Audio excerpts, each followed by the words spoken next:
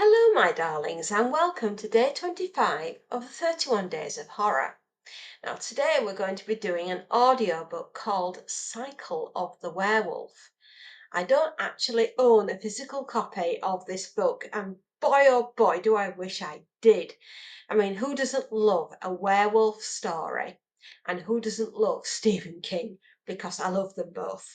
And I would love an original Cycle of the Werewolf, but they go for quite a pretty penny these days. Now, it was first published in 1983 by Enchantment's Christopher Zavisa, and the artwork was done by Bernie Wrightson. I was 7 years old when this book came out. I know, and thanks to my crazy aunt, who will remain nameless, and I'm the crazy aunt in this family, so I take the mantle from her. She introduced me to Hammer horror and everything in Hammer horror, from Dracula to Frankenstein to the Wolfman. And I have been obsessed with horror ever since. And no Halloween is complete without a werewolf story. And why not have the absolute classic Cycle of the Werewolf by Stephen King? I know it's not Hammer horror. It's actually a little bit, dare I say, juicier and better than a Hammer. Although Hammer is wonderful and has its place in the history of horror. But I really fancied doing Cycle of the Werewolf for Halloween this year. And I haven't done a werewolf tale at all until now. And we've had everything else. So I feel that we should have this one. So without further ado, day 25, we are going to do Cycle of the Werewolf. The first scream came from the snowbound railwayman, who tried in vain to fight off the beast. Snow blew cold around the two as they fought. Unfortunately, the wolf rips out Arnie Westrum's throat and runs off into the night. Yes, this is January. It's a full year, by the way. So Tuesday. Something inhuman has come to Tarker's mill, as unseen as the full moon riding high in the night. It is the werewolf. Outside, its tracks begin to fill up with snow, and the shriek of the wind seems savage with pleasure. There is nothing of God or light in that heartless sound. It is all black and winter ice.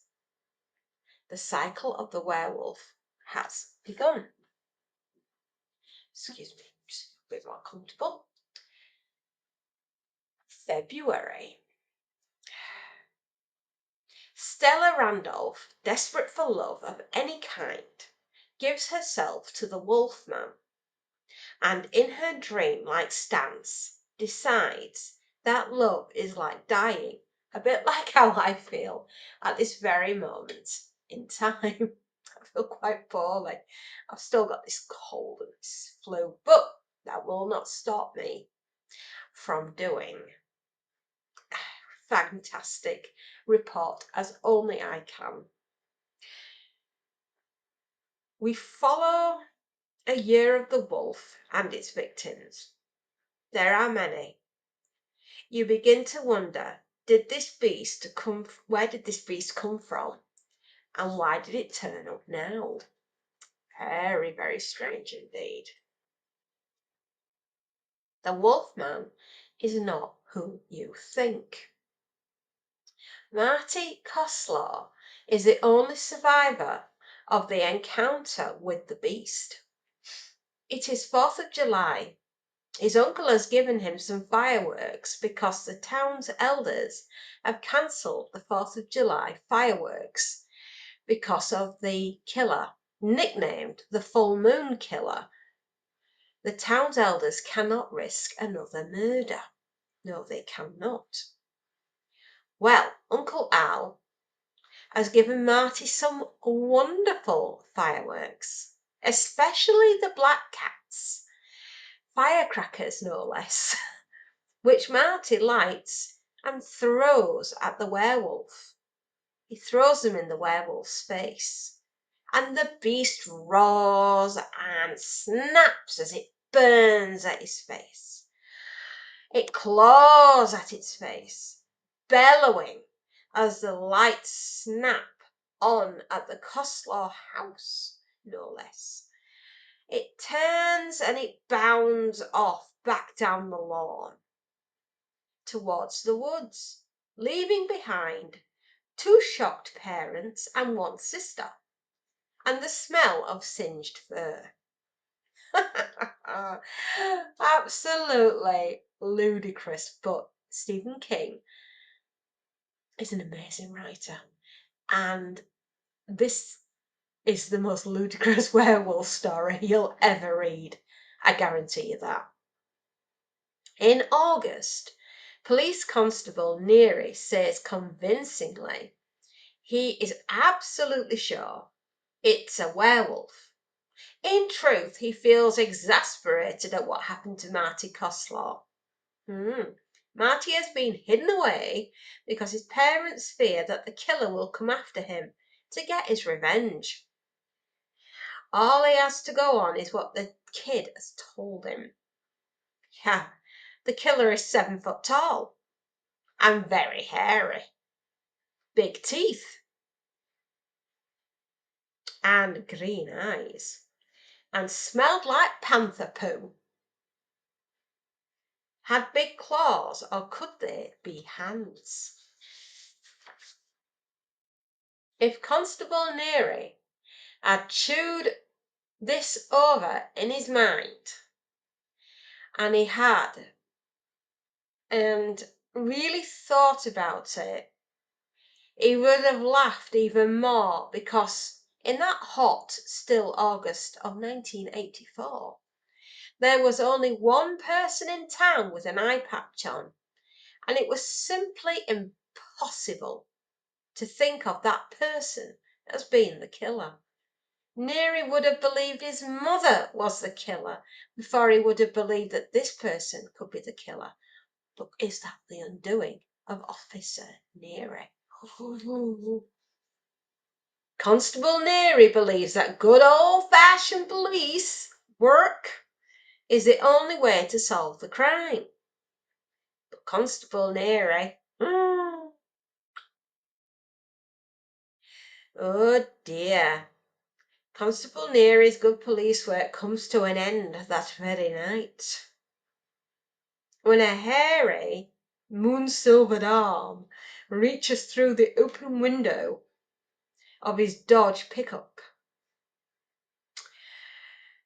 As he sits parked at a crossing point of 2 dirt roads outside West Harker Mill, there is a low, snorting grunt and a wild, terrifying smell, like something out of a lion enclosure in a zoo. The wolf kills Neary by tearing into his neck and chowing on down. Oh yes. Who is the werewolf? And why is the Reverend Lowe receiving notes of "Why don't you kill yourself?" The second note says, "I know who you are. If you are a man of God, get out of town. Go someplace where there are animals for you to kill, but no people." The third note says, "Just end it. Now, why don't you kill yourself?" Could the beast be Reverend Lowe? Reverend Lowe went to pick some flowers, don't you know. Unfortunately, the flowers were dead upon his arrival back at church. Are the 2 connected? Do we want to know more? We track all the way to December, when we finally find out just who the monster is. But I won't spoil it for you, my darlings. Oh, no, especially if you haven't read it. because, well, that would be very cruel. And it's such a juicy werewolf tale. Oh, yes, it is. Uncle Al is the only one who can help Marty, though. Oh, yes, Uncle Al. He's the pal. He tells Uncle Al, I need 2 silver bullets and a gun to fire them. Uncle Al says, I'll do no such thing. Absolutely not. But he says, Uncle Al, you must come over on New Year's Eve night, the night of the full moon. It's the only time we're going to have. Will Uncle Al turn up? He says he thinks his son, he says, son, you're going loopy. Marty says, well, maybe I am. But how will you feel if you get a call on New Year's Day saying I'm dead in my bed, all chewed up to pieces? Do you want that on your conscience, Uncle Al? Well, my darlings, I don't want to spoil the ending, so we'll leave it there. Do you think Uncle Al will bring Marty 2 silver bullets and a gun to fire them with? Do you think that they will get the killer, the full moon killer? Is it the man with the patch over his eye?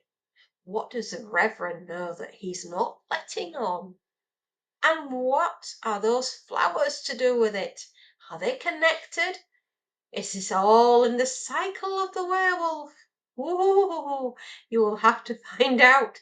You will just have to read the book, my darlings. I'm desperately not wanting to spoil the plot or spoil the entire ending for you, which is absolutely grisly as anything. Oh my goodness me, it is really macabre. Oh yes, it's the killer isn't who you think the killer is. And how the killer stayed undetected for a full year is, quite frankly, beyond me. It really is. But I do so hope that you enjoyed day 25 of the 31 Days of Horror. And if you do, and you want to give me a thumbs up, that would be wonderful. And if you want to give me a follow, that would be even better. Yes. Because I do have lots and lots of gory, gruesome tales for you, my darlings. And, well,